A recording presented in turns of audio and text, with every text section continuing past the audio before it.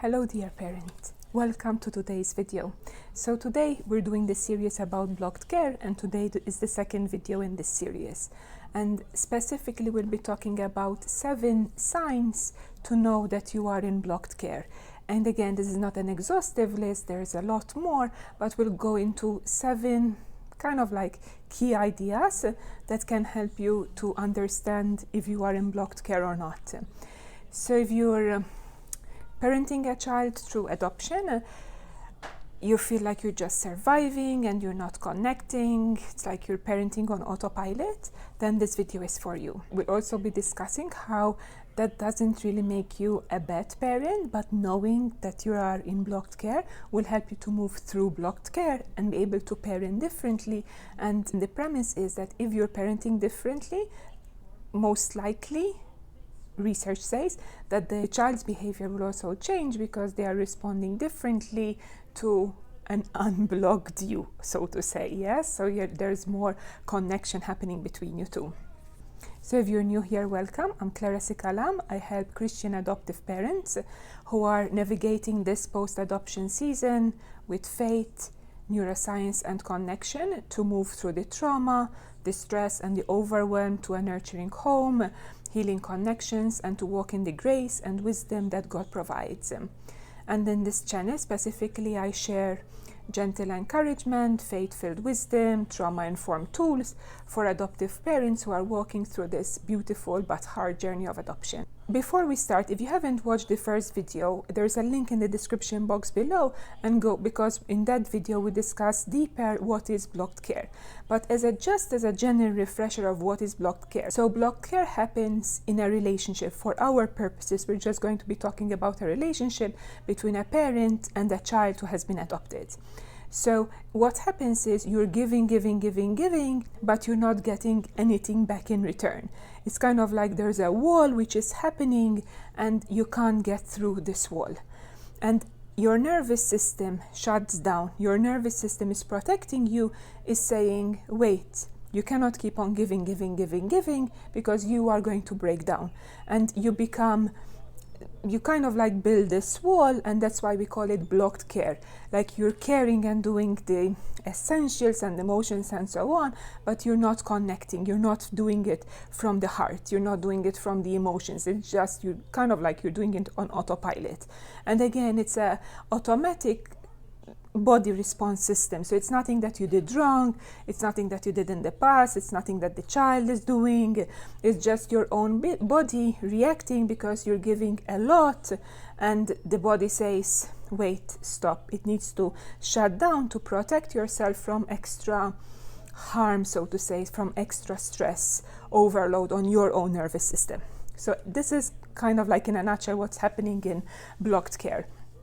And another thing is, does it mean that it's a death sentence? No.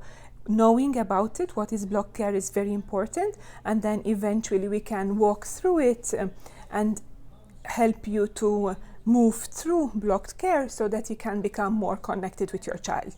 And specifically today we'll be discussing 7 signs which will help you identify if you are in blocked care or no. So let us start. So the first one is you feel numb or checked out. So you still do the tasks of caring for your child, like the meals, the bedtime, the appointments, but you don't feel anything and you're just doing everything on autopilot. And this is one of the most common signs of blocked care. The other one is resentment starts creeping in. So you might start feeling angry or bitter, that things aren't easier or aren't as you hope that they will be, or that your child rejects your efforts. And you might start silently thinking, nothing I do matters. They're ruining our family. I dread being around them. And these thoughts can feel scary, but they're also signs of what we can call emotional depletion, not moral failure. So you're depleted from all emotions and that there's nothing else to give. Number 3 could be also you're feeling guilt or shame, and it's consistent. So for example, you see, even when you get a break, you do not feel recharged, you do not feel better, because guilt starts showing up. So for example, you might say, what kind of parent doesn't want to be around their child? Or why can't I love my child as I'm supposed to love my child? Or God gave me this child to love, and I'm not living up to the expectation that I have in my own mind, yes? And blocked care often comes with intense shame.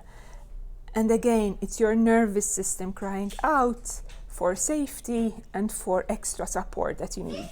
Number 4 would be you're overwhelmed by even small interactions. You're exhausted. So a single request from your child, a meltdown, a lie, everything feels too much for you, because it is too much, because it's one added layer to everything that is happening to you. And it's because you're exhausted. It's because your window of tolerance is small, and your reactions might be bigger than you actually want them to be, but again, because you're exhausted, you have reached your limit.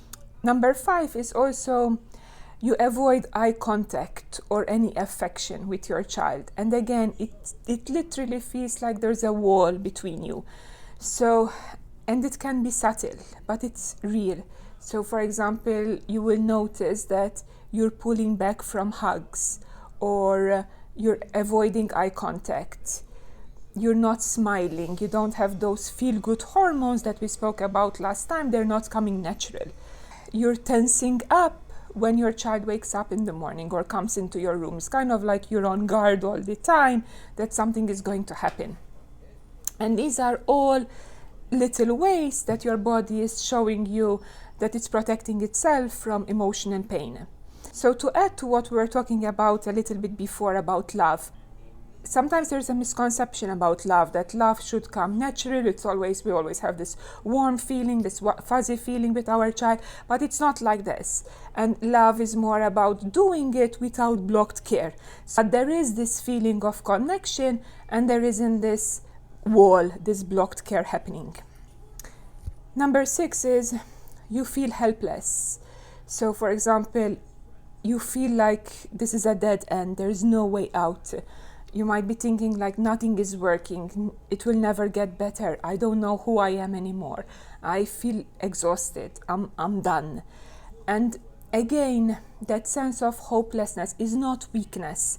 It's this sign that your nervous system is on overload, and that it's in actually what we call, and there are videos about this as well that I did, is fight, flight, or freeze. And you've been in this mode for such a long time. So your body is protecting itself. The last common sign is also you start fantasizing about escape. And sometimes it might be hard to accept this and acknowledge that this is what's happening to you, but deep down you might be feeling it, and you might be daydreaming about running away from the situation, escaping the situation, or sending your child to live somewhere else. Or if I wish I would start all over again, I would have done things differently. And it's common because your nervous system is protecting yourself. It doesn't mean that you really wish it. It's just that your nervous system is doing this protection mode where it's trying to protect you from further harm, so that you're not feeling more harm.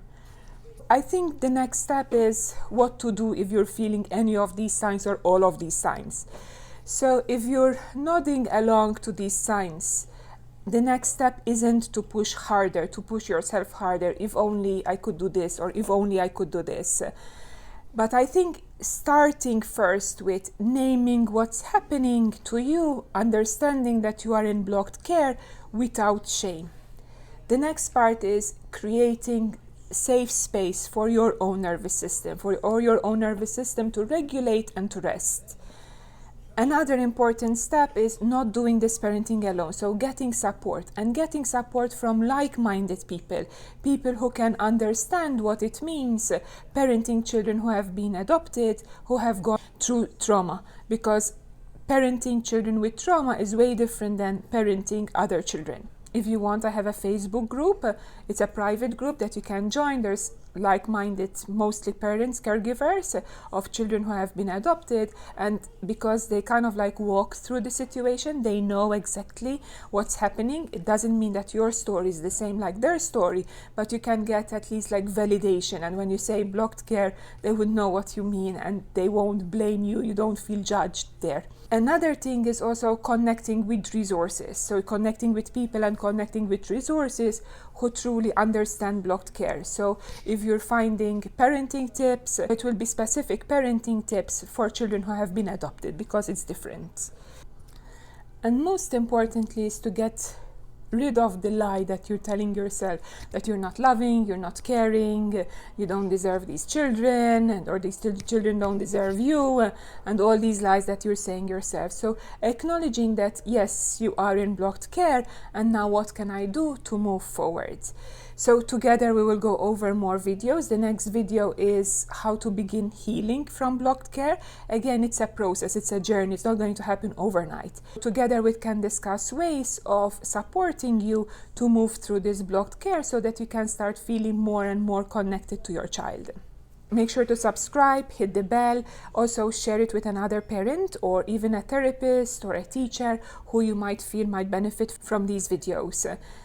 If you want to go deeper, you can download my free guide, which is 5 signs you might be in blocked care, and there's a little bit more detail in that guide.